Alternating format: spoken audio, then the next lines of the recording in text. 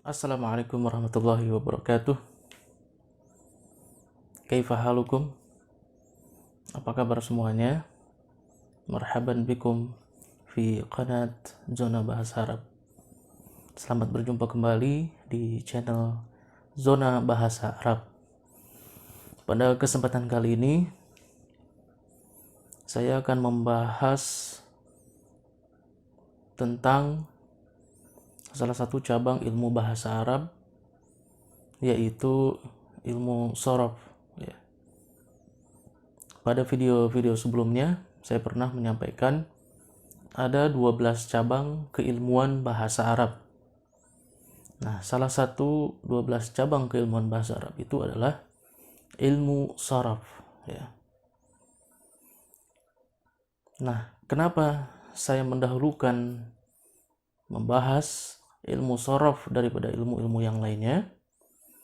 Ada beberapa sebab, ada beberapa faktor yang mengharuskan saya untuk membahas ilmu shorof terlebih dahulu sebelum ilmu yang lainnya. Salah satu faktor penting mengapa kita harus mendahulukan mempelajari ilmu shorof dibandingkan ilmu-ilmu yang lainnya, bahwa ilmu shorof memiliki peranan yang sangat besar di dalam bahasa Arab. Di antaranya adalah banyak kata-kata di dalam bahasa Arab, bahkan sebagian besarnya itu memiliki pola, dan kita tidak akan bisa mengetahui pola-pola tersebut jika kita tidak menguasai ilmu shorof. Maka ilmu shorof memiliki peranan penting dalam menguasai keilmuan bahasa Arab. Nah, pada video kali ini saya akan membahas sedikit tentang pengantar ilmu shorof. Yang pertama kita akan membahas awal mulanya kemunculan ilmu shorof. Nah, pada zaman jahiliyah, yang dimaksud dengan zaman jahiliyah adalah zaman sebelum Islam. Itu tidak dikenal dengan keilmuan nahwu dan shorof, karena bahasa Arab mereka adalah bahasa Arab yang masih murni, belum tercampur oleh bahasa-bahasa lainnya. Maka mereka tidak membutuhkan ilmu-ilmu yang mempelajari kaidah seperti nahwu dan shorof. Nah, itu pada zaman jahiliyah tidak ada keilmuan, tidak ada suatu keilmuan seperti ilmu shorof, ilmu nahwu dan ilmu yang lain-lainnya. Nah, baru kemudian masuk era Islam, periode Islam, kemudian zaman para sahabat. Nah, di situ mulailah ekspansi Islam, ke luar Arab. Pada saat Islam tersebar di negeri-negeri non Arab, maka banyak yang berbondong-bondong masuk Islam, sehingga bercampurlah antara non-Arab dengan Arab. Nah, orang-orang yang baru masuk Islam ini, mereka ingin sekali memperdalam Islam, otomatis mereka harus mempelajari bahasa Arab. Nah, disitulah muncullah kebutuhan tentang kaidah bahasa Arab. Maka disitulah dibutuhkan ada suatu kaidah yang bernama nantinya adalah ilmu shorof dan ilmu nahwu. Dari faktor tersebut, maka setidaknya ada 2 poin penting awal mulanya kemunculan, sebab-sebab kemunculan ilmu shorof. Yang pertama adalah al-hajah ad-diniyah.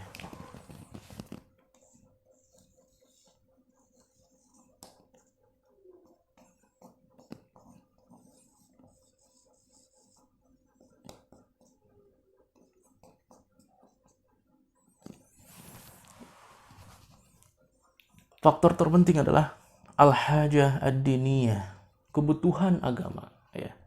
Dimana tadi saya jelaskan orang-orang non-Arab yang baru masuk Islam, mereka ingin sekali mempelajari keilmuan-keilmuan Islam, sudah barang tentu mereka harus menguasai ilmu alatnya, yaitu bahasa Arab. Maka dibutuhkan kaidah. Al-hajah ad-diniyah, kebutuhan agama. Kemudian poin yang kedua adalah al-hajah al-ijtimaiyah.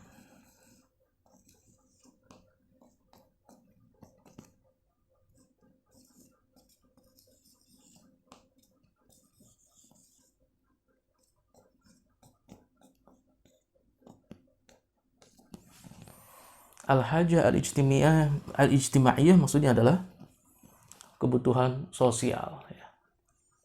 Kebutuhan sosial. Setelah orang-orang non-Arab berbondong-bondong masuk Islam, maka bercampurlah antara non-Arab dengan Arab. Maka di situ dibutuhkan suatu bahasa, ya. Maka suatu keniscayaan bahasa Arab lah yang harus mereka kuasai, karena mereka lah yang membawa Islam ke negeri-negeri mereka. Maka dibutuhkan suatu kaidah bahasa Arab, ya. Di antaranya adalah ilmu saraf. Nah, ini dua faktor penting, ya. Al-hajah ad-diniyah, kemudian al-hajah al-ijtimaiyah. Al-hajah ad-diniyah, kebutuhan agama, kemudian al-hajah al-ijtimaiyah, kebutuhan sosial. Nah, disitulah muncul mulanya ilmu saraf, ya. Kaidah-kaidah ilmu bahasa Arab, ilmu nahwu dan ilmu saraf.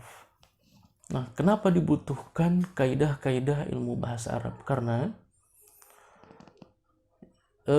di zaman dahulu, ya, di zaman dahulu tradisi orang-orang Arab, bagi mereka aib ketika mengungkapkan suatu bahasa atau suatu kata tapi salah, ya.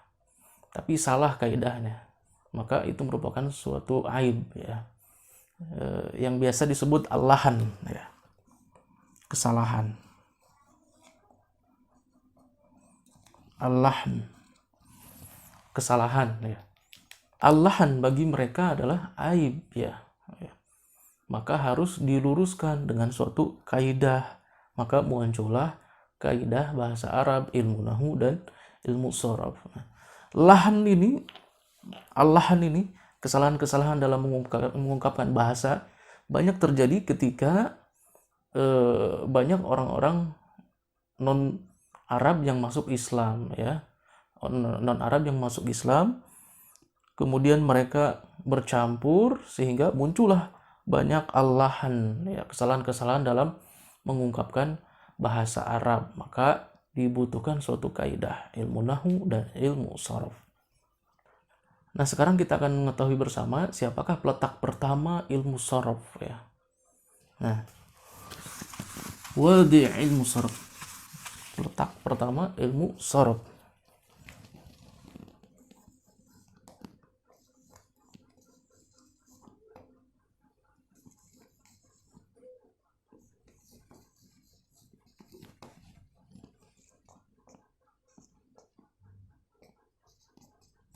Man wadi'u ilmu sarf, siapakah peletak pertama ilmu saraf, ya. Di sini terjadi perbedaan pendapat. Ada yang mengatakan bahwa peletak pertama ilmu saraf adalah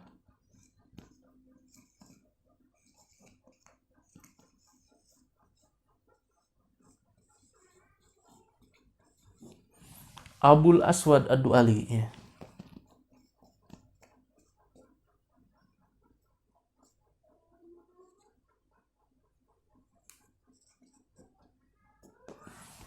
Ada yang mengatakan bahwa peletak pertama ilmu saraf adalah Abul Aswad ad-Du'ali.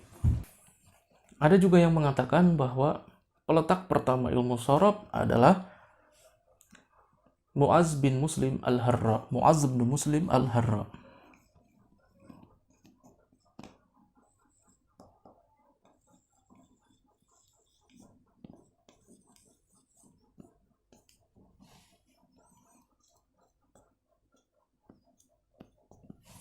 Mu'az bin Muslim al-Harra. Itulah peletak pertama ilmu saraf. Abul Aswad ad-Du'ali dan Mu'az bin Muslim al-Harra. Abul Aswad Ad-Du'ali ini adalah orang Basrah. Kemudian Mu'adz bin Muslim Al-Harra adalah orang Kufah. Selanjutnya kita akan mengetahui periodisasi kemunculan ilmu sorof. Ya. Yang pertama adalah marhalatun nusyu. Ya. Marhalatun nusyu. Periode atau tahapan kemunculan ilmu sorof. Ya. Itu dimulai pada tahun 40 Hijriah sampai dengan tahun 154 Hijriah. Nah, pada masa ini, pada periode ini berkembang di Basrah. Ya. Periode ini memiliki dua fase. Ya. Fase yang pertama adalah bahwa ilmu nahwu dan ilmu sorof kemudian ilmu qiraat itu menyatu dalam satu keilmuan. Ya. Para ulama yang paling menonjol di dalam fase ini yaitu adalah Abul Aswad Ad-Du'ali dan murid-muridnya, yaitu Nasr bin Asim Al-Laisi, kemudian ada Abdullah bin Abi Ishaq Al-Hadrami dan Abdurrahman bin Harmuz. Kemudian fase yang kedua yaitu adalah berpisahnya ilmu qiraat dengan ilmu sorof dan nahwu. Nah, ulama yang menonjol pada fase ini ada Isa bin Umar As-Saqafi, ya. Kemudian Abu Amr bin Al-Ala. Nah, dua ulama tadi yang paling menonjol pada fase ini, ya. Kemudian tadi yang pertama adalah periode awal mula kemunculan ilmu sorof. Kemudian yang kedua adalah periode atau tahapan mulai berkembangnya ilmu sorof. Ya. Periode ini dimulai pada tahun 155 Hijriah sampai dengan 220 Hijriah. Dan periode ini berkembang di Basrah dan Kufah pada saat itu. Nah, ciri khas pada periode ini adalah mulai banyaknya para pakar, ya, mulai banyaknya para ulama yang memperbincangkan kaidah-kaidah bahasa Arab, ya, ilmu nahwu dan ilmu sorof, sehingga terjadi diskusi-diskusi, perdebatan-perdebatan, terutama yang paling mencolok adalah perdebatan antara ahli Kufah dan ahli Basrah. Nah, maka di dalam ilmu nahwu kita akan sering menemukan perbedaan pendapat antara Kufah dan Basrah.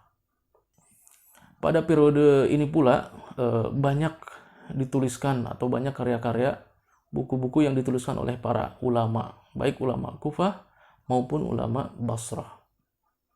Di antara para ulama-ulama yang tersohor pada periode ini adalah Al-Khalil bin Ahmad Al-Farahidi, kemudian Yunus bin Habib, ada Sibawayh yang memiliki karya monumentalnya yaitu Al-Kitab. Al-Kitab ini adalah nama judul buku, ya, yang dikarang oleh Sibawayh membahas tentang ilmu nahwu dan sarf. Ini adalah merupakan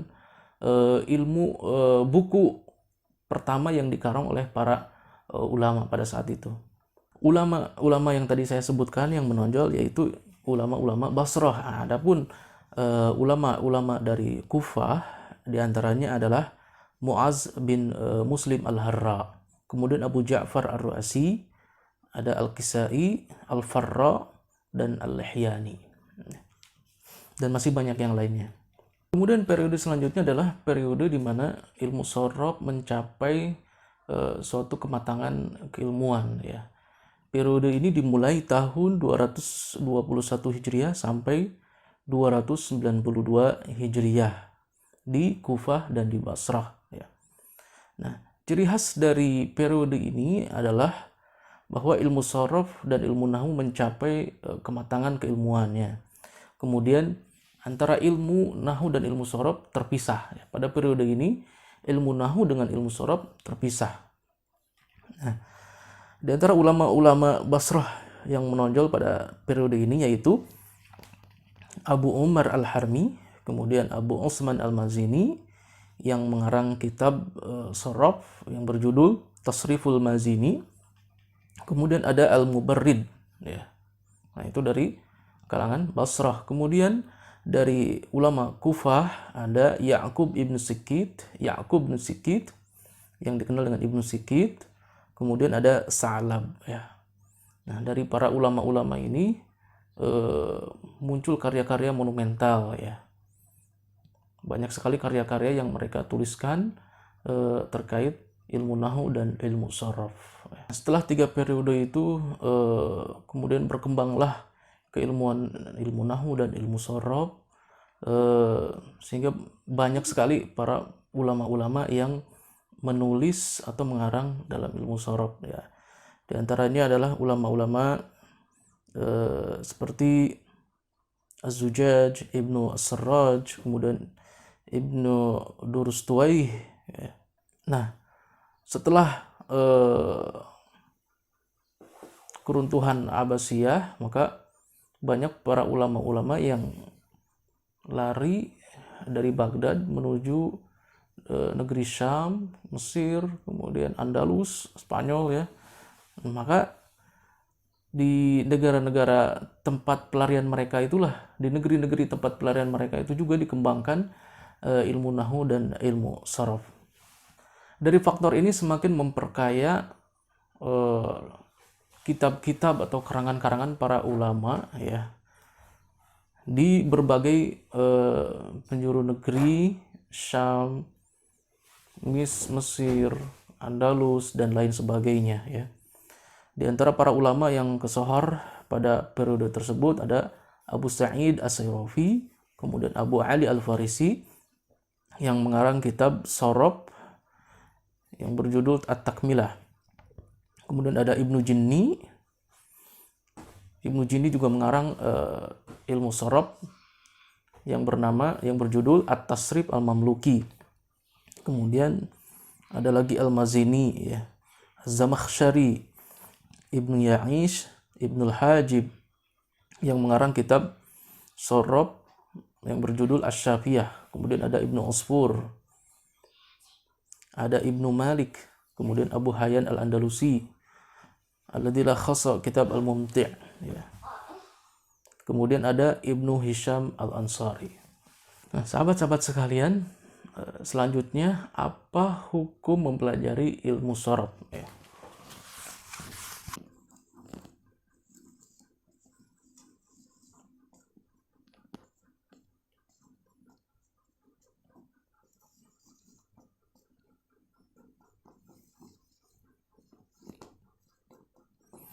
Hukmu ta'allumi ilmu sharaf. Apa hukum mempelajari ilmu sharaf ya. Hukumnya adalah fardu kifayah.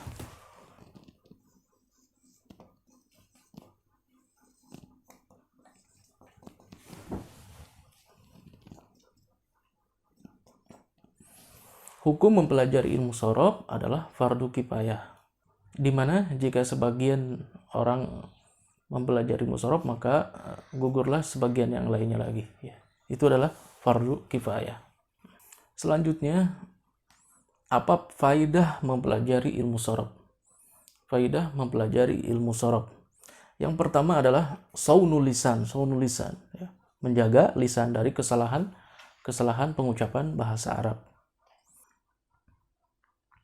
Faidah yang kedua, dengan menguasai ilmu sharaf maka dia akan dengan mudah bisa merubah suatu kata ke kata yang lainnya dengan tujuan tertentu.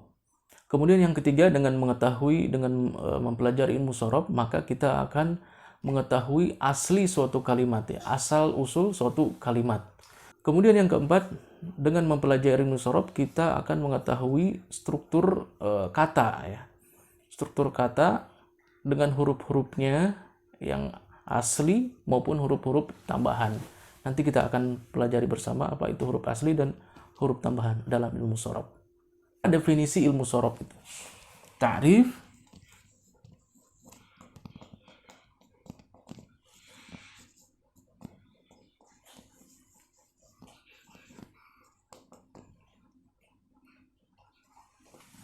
ta'rifu ilmi sarf. Apa definisi ilmu sharaf? Ilmu sharaf adalah ilmun bi usulin yu'rafu biha ahwalu bunyatil kalimah. Ilmu yang mempelajari perubahan struktur kata. Itu sederhananya. Definisi ilmu sharaf adalah ilmu yang mempelajari perubahan struktur kata. Nah, perbedaan dengan ilmu nahwu bahwa ilmu nahwu adalah ilmu yang mempelajari kondisi akhir kalimat ya. Sedangkan ilmu sorof adalah ilmu yang mempelajari kondisi atau perubahan struktur kata. Ya. Contoh,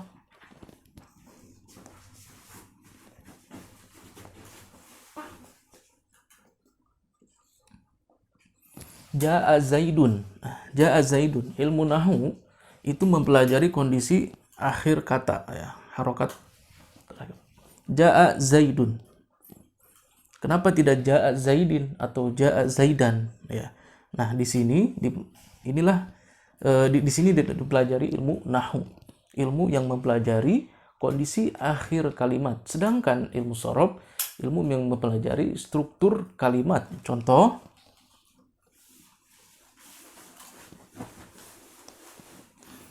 dari kata ba menjadi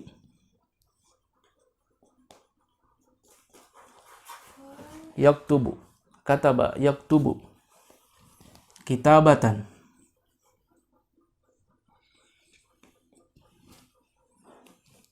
Dari suatu kata bisa berubah-ubah ke berbagai kata dengan makna yang berbeda. Nah, disinilah dipelajari ilmu sorof. Sahabat-sahabat sekalian, itulah tadi pengantar ilmu sorof, pengantar singkat ilmu sorof sebelum kita memasuki pada materi ilmu sorof itu sendiri ya. Maka kita harus mengetahui perkembangan awal mula munculnya ilmu sorof, kemudian perkembangan selanjutnya, dan siapakah peletak batu pertama, apa definisi ilmu sorof, apa faedah mempelajari ilmu sorof, itu harus kita ketahui sebelum kita mempelajari ilmu sorof itu sendiri ya. Sampai di sini video mengenai pengantar ilmu sorof. Mudah-mudahan bermanfaat untuk semuanya. Wassalamualaikum warahmatullahi wabarakatuh.